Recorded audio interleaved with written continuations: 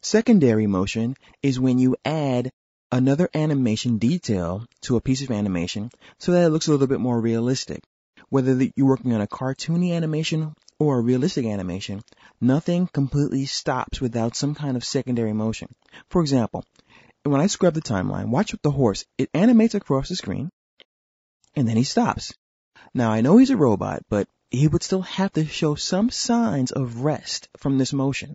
So what we're going to do is we're going to, at frame 14, or 13 rather, we're going to press F6 on the keyboard, and that's the F6 key that's at the top of the keyboard, not F and 6.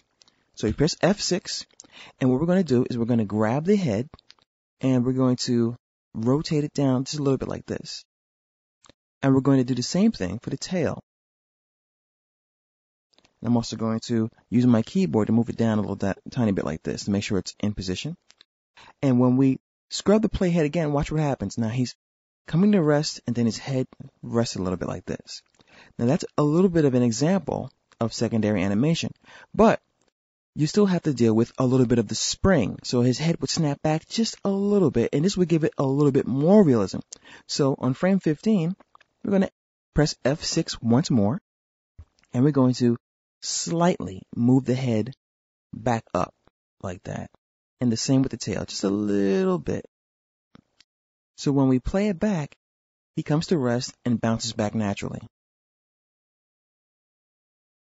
And that's an example of secondary animation. You want to mimic life because nothing comes to a complete stop without some kind of motion.